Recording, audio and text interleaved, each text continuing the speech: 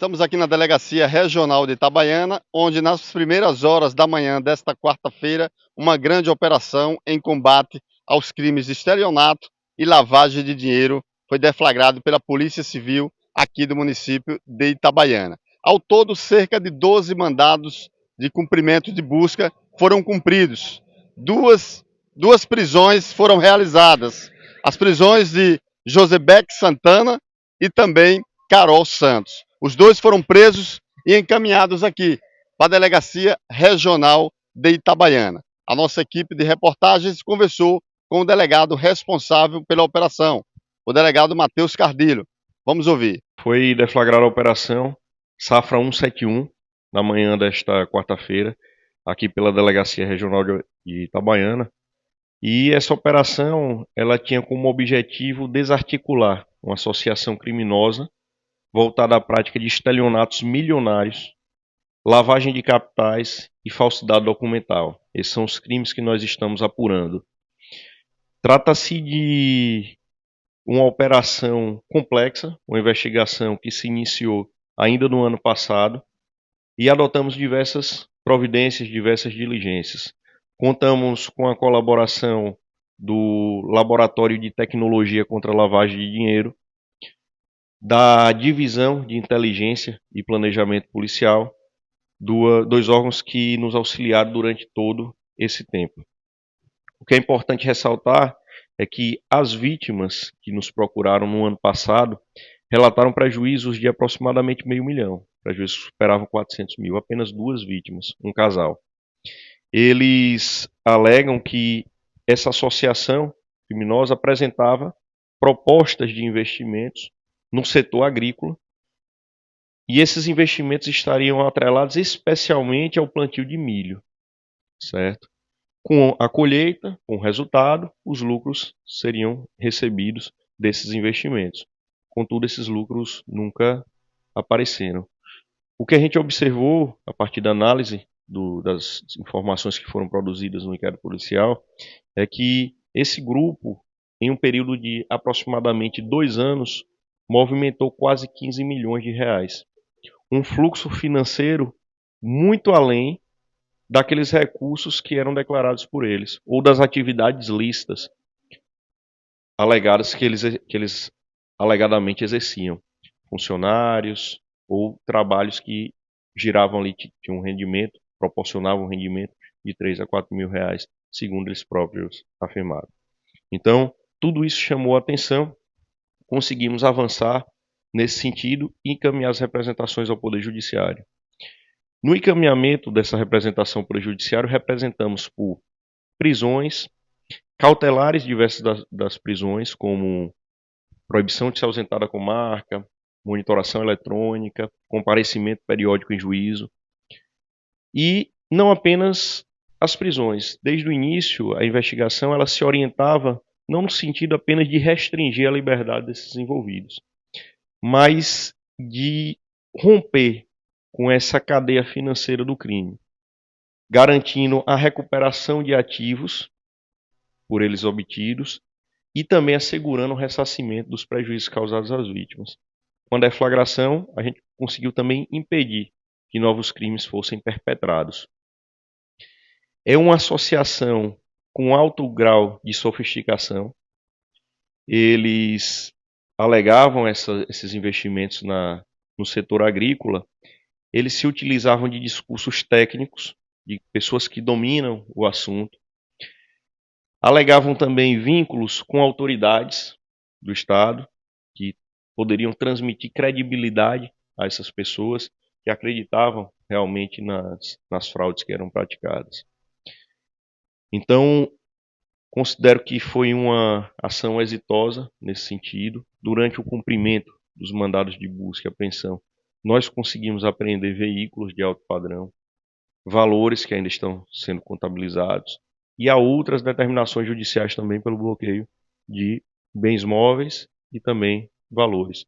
A gente está aguardando para catalogar tudo isso e a gente tem uma ideia de tudo que pode ter sido recuperado. Não apenas a recuperação desses ativos é importante para ressarcir as vítimas, mas também para retirar do poder dos criminosos dos investigados os recursos que foram obtidos de maneira ilícita. Porque não seria justo alguém que obtém um proveito financeiro oriundo do crime, seja preso, depois solto e usufrua livremente de tudo aquilo que construiu. Então, a gente busca a prisão, busca elucidar o crime, mas busca também desarticular financeiramente a associação criminosa. Esse foi o trabalho que foi desenvolvido aqui pela Polícia Civil com esse objetivo: prender e desarticular financeiramente os envolvidos. Uma grande operação, na qual culminou aí 12 mandados de busca e teve também a prisão preventiva de 2 pessoas. Exatamente. 2 indivíduos eles foram presos, já foram encaminhados para a audiência de custódia. A audiência de custódia ela é realizada no juiz que expediu esses mandados, que no caso é a segunda vara, ou da segunda vara criminal daqui da comarca de Itabaiana. Então eles foram encaminhados para essa audiência e deverão, logo em seguida, ser encaminhados para Aracaju, onde responderão o processo presos preventivamente. Dessas pessoas, as 2 que foram presas, né, a Carol Santos e o Josebeck Santana, qual o papel dessas 2 pessoas? Eles eram os cabeças dessa organização criminosa? Segundo as informações, os elementos informativos que foram coletados durante a investigação, eles são suspeitos de terem um papel mais ativo no grupo, certo? Carol, ela teria esse envolvimento, receberia esses recursos e teria como objetivo aplicar esses recursos nos investimentos que eles alegam ter. E o seu comparsa, também investigado pelas fraudes, ele atuaria mais na captação dos investigados, da captação, perdão, de novas vítimas. Então, ele buscaria pessoas com potencial de investimento, com potencial de aplicação, para que ele obtivesse esse recurso e destinasse para essa aplicação final.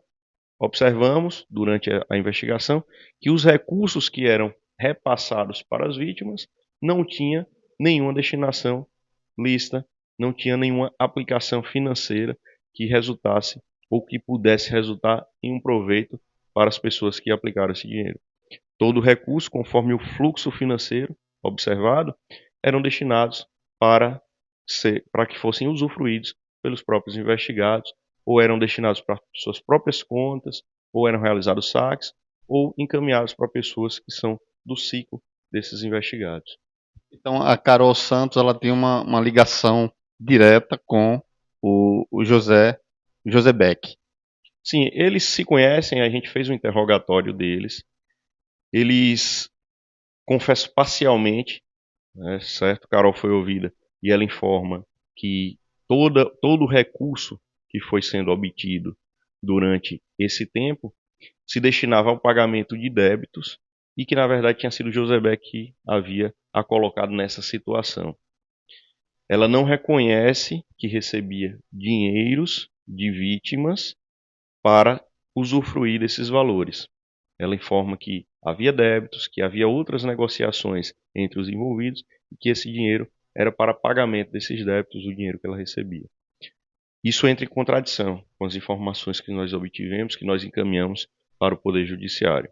E, quanto a José Beck, a gente observa também um fluxo grande de saída financeira das contas dele para as contas de Caroline. Ele alega, portanto, que Caroline seria a chefe, seria a pessoa que estaria responsável à frente de todo esse esquema e que ele também seria vítima dela. Ela, por outro lado, afirma que boa parte do recurso voltava para ele ou por transferências bancárias ou por pagamentos em espécie, sobretudo por pagamentos em espécie. Segundo ela, ele devia ainda muito, quantia que se aproxima aí de 700 mil, segundo ela narrou no seu inquérito, devendo a ela. Já por outro lado, ele tenta atribuir a responsabilidade. Então, tratamos aqui com os 2 investigados, um tentou atribuir a responsabilidade para o outro e vice-versa. Conversamos também com outras pessoas aqui durante a manhã de hoje. O senhor pediu a prisão preventiva dos 2, né? E o senhor acredita, ou o senhor pode, nas investigações, descobriu que há alguém ainda por trás deles 2 as investigações elas continuam, ou os dois são os principais cabeças dessa ação criminosa? Nós não descartamos a possibilidade de haver outros indivíduos, mas pelas informações obtidas, observamos que o fluxo financeiro apontava para eles. Então não acreditamos que haja outras pessoas acima deles. Realmente eles usufruíam desses valores. Claro, a investigação ela precisa ser aprofundada. Hoje, durante as buscas, nós aprendemos documentos, cadernos com anotações relacionadas a fluxo financeiro, aparelhos eletrônicos também. E a gente tem certeza que muitas informações nós conseguiremos e que serão esclarecedoras para a gente entender o papel de cada um desses investigados dentro dessa associação criminosa. A gente percebeu ali também nas imagens, né, que inclusive já foram divulgadas aí pela SSP, uma quantidade em cheques. O senhor já tem uma base aí de quanto em dinheiro foi recuperado entre cheque e dinheiro mesmo, dinheiro vivo? Isso nós não contabilizamos. O que eu posso dizer é que em espécie muito pouco. Hoje a movimentação não acontece tanto em espécie, são mais transações bancárias, principalmente do grupo investigado. Nós observamos fluxo de operações financeiras alto, de PIX, de transferências em geral. Então a gente percebeu que eles não tinham nenhum tipo de restrição quanto a essa movimentação em contas bancárias mesmo. Até por isso pouco dinheiro foi apreendido, estamos catalogando ainda. Muitos cheques com valores elevados também foram apreendidos.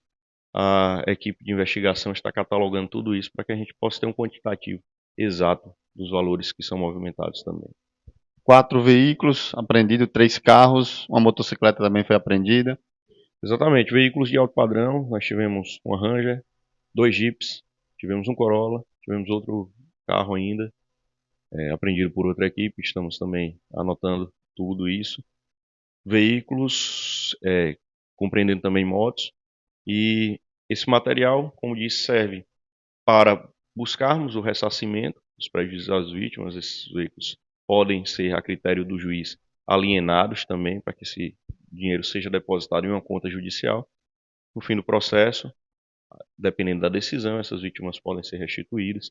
Isso fica a cargo do magistrado. Mas é o caminho que nós temos, que nós encontramos, é a via de ressarcimento do prejuízo e é a via de responsabilização dos investigados, não apenas do ponto de vista criminal, mas também do ponto de vista patrimonial, que em muitos casos pesa até mais do que uma prisão. Já temos informações de que os dois são aqui naturais de Itabaiana.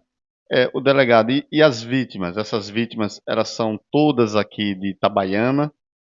Eu queria que o senhor dissesse a quantidade mais ou menos de vítimas, de pessoas que foram vítimas dos dois, e se estende além do estado de Sergipe, para vítimas de outros estados. Tem também? Essa pergunta é interessantíssima, porque durante toda a investigação nós tivemos muito cuidado com o vazamento de informações. Essas duas vítimas iniciais que procuraram a delegacia conversaram conosco, a gente perguntou se eles já tinham conhecimento de outras pessoas que estariam também envolvidas nessa situação, que estariam acreditando ainda nos golpes que estavam sendo praticados, e pedimos discrição, cuidado, sigilo quanto às informações ou em relação às pessoas com quem eles poderiam conversar sobre o que estava acontecendo, porque essas informações poderiam vazar e frustrar a operação. Então, acreditamos que durante esse tempo de investigação que se iniciou no final do ano passado, muitas pessoas ainda estavam envolvidas com esses autores, mas não procuravam a delegacia por ainda acreditarem que aqueles investimentos eram reais. Então, depois da deflagração da operação, nós observamos que mais duas vítimas já procuraram a delegacia. Uma daqui da cidade de Itabaiana, outra da cidade de Lagarto. Mas não apenas. Já recebemos ligações também de outras pessoas que estão vindo de outros lugares do estado aqui, porque reconheceram, e por isso é fundamental o trabalho da imprensa, a divulgação realizada pela imprensa, que já reconheceram esses indivíduos como autores de outras fraudes, outros golpes. Então, acreditamos sim que vão surgir ainda muitas outras vítimas e o valor do prejuízo contabilizado ele se estenderá muito mais que aquele previsto inicialmente. Passando, inclusive, então, de cerca de 15 milhões. Já vai em cerca de 15 milhões, né? Então, esse prejuízo pode subir ainda mais, inclusive contabilizar vítimas de outros estados, é isso? Isso. O que nós observamos em relação a esse valor é a movimentação do fluxo financeiro. Então, às vezes, há transações entre eles também, entre contas deles, ou entre próprias contas dos próprios investigados. E esse valor sobe bastante. Então, devemos observar os prejuízos que foram causados efetivamente às vítimas, estamos tentando catalogar, mas sabemos também que há uma cifra oculta, um valor que a gente não consegue identificar se foi proveniente de golpe ou não. Para isso, a gente conta com o auxílio de profissionais extremamente capacitados do Laboratório de Tecnologia contra a Lavagem de Dinheiro, porque fazemos uma análise da evolução patrimonial dos investigados. Então, não se justifica, a título exemplificativo, alguém que tinha no ano passado um patrimônio de R$ 100.000 e que tem um rendimento de 4, 5 mil, no ano seguinte já movimentou 600, 700 mil reais. E no caso dos investigados, milhões de reais. Então esse valor é injustificado. Se não há comprovação da origem lícita desses valores que são movimentados, se não houve um crescimento patrimonial ao longo dos anos justificável para esse montante que é movimentado, a legislação processual penal prevê a possibilidade de bloqueio também desses valores e perdimento desses valores. É o conhecido como patrimônio a descoberto, um patrimônio injustificado, certo? Então, como são investigados que exercem, conforme as investigações e elementos informativos apontam, atividades ilícitas também, esse patrimônio, mesmo que a gente não consiga constatar exatamente de qual vítima, a qual vítima se refere, ele pode ser bloqueado e perdido conforme determinação judicial. O que acontece agora? O senhor pediu a prisão preventiva dos dois, a Carol Santos e o José Beck. Os dois, o juiz acatou esse pedido do senhor, eles vão para um presídio agora? Exatamente, eles foram encaminhados para audiência de custódia, seguirão para Aracaju e de Aracaju provavelmente aguardarão em um presídio. A prisão preventiva ela tem prazo indeterminado, então o juiz pode revê-la a qualquer momento, claro, assim como o tribunal, mas no momento, como foi decretado e não houve qualquer decisão em contrário, eles responderão o processo presos até outra deliberação judicial. O procedimento hoje, né, a operação recebeu o nome aí de Safra 171. Eu queria que o senhor explicasse também o nome dessa operação para as pessoas que estão em casa. Exatamente, uma escolha da equipe de investigação que se empenhou bastante. Não canso de elogiar todos os policiais que trabalham aqui na divisão de repressão a crimes patrimoniais e aqueles outros que trabalham em outras divisões da Delegacia Regional Itabaiana são profissionais vocacionados, proativos, que desenvolvem um trabalho excepcional. Então, deliberamos sobre o nome Safra, especificamente, se refere ao investimento, né, ao suposto investimento, que a gente sabe que não existia, relacionado ao setor agrícola, ao plantio de milho, e o número 171, referente ao artigo, a tipificação penal do crime de estelionato. O crime de estelionato está previsto no artigo 171 do Código Penal, por isso essa referência à Operação Safra 171. Nós também conversamos com uma das vítimas, que relatou para a nossa equipe de reportagens ter sofrido um prejuízo em cerca de R$ 800 mil. Vamos ouvir. Esse golpe se iniciou em 2020, novembro de 2023, quando a primeira pessoa veio me pedir ajuda, no primeiro valor, né? Dia 5 de dezembro veio o segundo valor, que era para pagar uma nota, algo do tipo assim de investimento, era plantação de milho, e iria sair esse dinheiro dia 11 de janeiro. Então, assim eu ajudei a pessoa, que é o irmão de José Beck, e aí, daí por diante, não saiu dinheiro em janeiro. Aí me chamaram para conversar, começaram a continuar a pedir ajuda e continuaram os aportes, continuaram os PIX eu fazendo, ajudando eles, ajudando. Até que dia 29 de maio de 2024 era para ser esse dinheiro. Como esse dinheiro não saiu, eu desconfiei, já vinha desconfiado, certo? E aí fui procurar a instituição financeira. E cheguei lá, não tinha nada. Aí foi onde descobrimos o golpe e começamos a juntar as provas para poder fazer o boletim de ocorrência na delegacia. E assim fizemos contra essas pessoas. Qual o prejuízo que o senhor tomou?